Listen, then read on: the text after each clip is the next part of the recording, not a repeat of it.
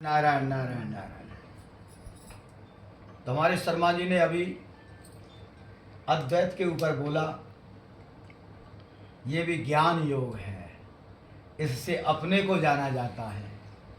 लेकिन हमें अगर अद्वैत भाव में रहने का भी भाव है तो ये भाव भी बड़ा अच्छा है। इसमें हमारी यात्रा सुचारू रूप से चलती रहे, इसमें आत्मा की आवाज़ जरूरी है।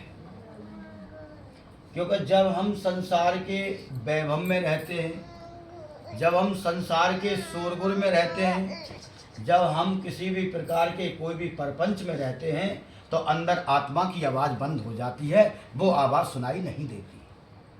और आत्मा की आवाज़ सुनाई देने से प्रायः संसार से दूरी होना संभव है, और दूरी हो ही जाती है।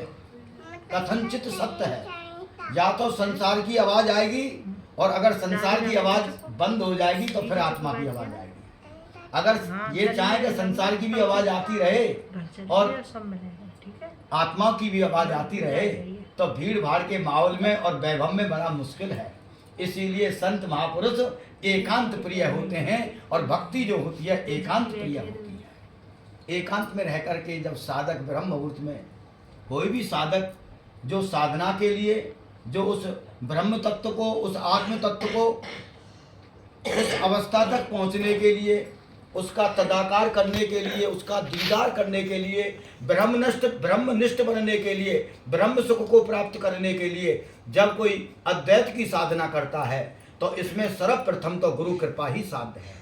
क्योंकि बिना गुरु कृपा के कभी भी, चाहे ज्ञान योग हो, चाहे निष्काम कर्म योग हो, चाहे भक्ति योग हो, चाहे ध्यान हो, किसी भी प्रकार कोई भी उन्नति नहीं हो सकती है, नहीं हो सकती है, नहीं हो सकती है। क्योंकि ये हमें अपने मन मंदिर में, अपने कोने में बैठा लेनी चाहिए।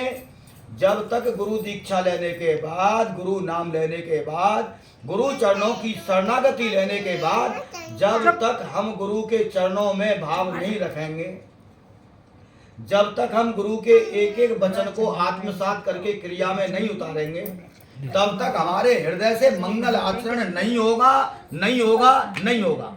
ये पक्का मान लीजिए। क्यों? क्योंकि हमारे अच्छा, ये तो भगवान का स्वरूप है। और नारायण के बीच में जो अविवेक रूपी दीवार है, अविद्या रूपी दीवार है, इसको तोड़ने वाला, काम आसक्त भाव को तोड़ने वाला, विषय काराकार भाव को तोड़ने वाला, विषय काराकार भाव को दूर कराने वाले अगर हैं, तो वह संत महापुरुष और गुरुजन ही हैं।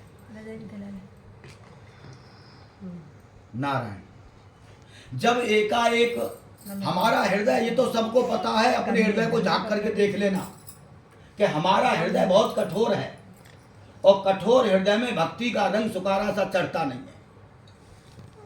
शर्मा जी, हाँ जी, कठोर हृदय में भक्ति का रंग चढ़ता नहीं है। केवल और केवल स्वाभिमान और अहंकार और काम आसक्त और विषय काराकार भाव में ही ये जीव पड़ा रहता है। और अनेकों प्रकार के इस वाणी से न जाने कितनी कितनी कितनी कितनी डींग मारता है, और अपने आप को दिखाना चाहता है। भैया, निर्मल मन होना चाहिए। अपने आप को दिखाना चाहता है, लेकिन एक बात याद रखना, भरी भीड़ में सब अपने अपने आप को दिखाना चाहते हैं, कोई किसी को नहीं देखता है। इसीलिए विषय काराकार भाव की दीवार, अनेक प्रकार की आसक्तियां, राग आसक्तियां, द्वेष आसक्तियां, निंदा स्तुति, अनेक प्रकार के जितने भी अविद्याजनित तत्व हैं, इनके आवरण से ही हमारा अद्वैत में जाने का मार्ग ढका हुआ है।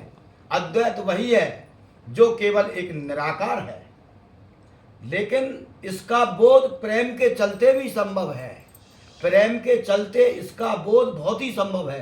क्योंकि जब रसिक महापुरुष, रसिक जन, ज्ञानी जन, प्रेमी जन और सदगुरु जब हमारे हृदय को, इस कठोर हृदय को जब भगवत गुणगान सुनाते हैं, भगवत लीलाएं सुनाते हैं, भगवान के नाम का कीर्तन सुनाते हैं, हम उनके साथ बैठ कर के कीर्तन सुनते हैं और सत्संग सुनते हैं, सत्संग महापुरुषों की वाणी सुनते हैं, तो उससे जब हृदय में जब वो ज्ञान पहुंचता है तो हमारा हृदय द्रवित होता है, हमारे हृदय से पिघलापन महसूस होता है। वो पिघलापन जो है वो निकलता है, फिर आंखों में होकर के निकलता है, किसी किसी की नाक में होकर के निकलता है। कहते हैं ना कि भैया बड़ा भाव बना हुआ है, वो जो भाव जो बन रहा है, जो पिघल करके आंखों में होकर के निकल रहा है, उसकी याद में, संत महापुरुषों की याद में, गुरु भक्ति में डूब करके कहे गुरु, हे सतगुरु, हे स्वामी, हे नारायण रूप प्रभु, आपने हमारे जीवन को कैसा था कैसा बना दिया। ये भी भक्ति है। इससे अहंकार गलता है, कठोर हृदय द्रवित होता है और नरम हृदय बनता है, सरल हृदय बनता है। जब एक साधक अपने गुरुजनों से प्रार्थना करता है ब्रह्म में कि हे गुरु, वास्तव में तुम धन्य हो, मेरी वाणी के अंदर इतने शब्द नहीं है जो मैं आपकी करुणा कृपा का बखान कर सकूं। जब हृदय में से ऐसा भाव निकलता है, भगवान की कथाएं सुनते हैं, भगवान की लीलाएं सुनते हैं और रसिकों के संग जब 50-50 रसिक आते हैं, उनके संग बैठ कर के हरि गुणगान सुनते हैं, उनके संग प्रसादी पाते हैं, उनका उच्छिष्ट भोजन पाते हैं, उस स्थिति में ये हमारा हृदय ऐसा बार बार करने से, हजारों बार करने से हमारे हृदय पर चोट पड़ती है। उस कठोर हृदय पर ये हृदय पर पिघलने लगता है और जब हृदय पिघलता है तो प्राणी जो ऊंचे वृक्षों में जो फल लगे रहते हैं ऐसे झुक जाता है प्राणी, इसी प्रकार सर्रू ना बन करके और फलदार वृक्ष बन जाता है। वो झुकने लगता है क्योंकि उसकी करुणा कृपा उसके हृदय में झांकने लगती है, शांति उसके हृदय में आने लगती है।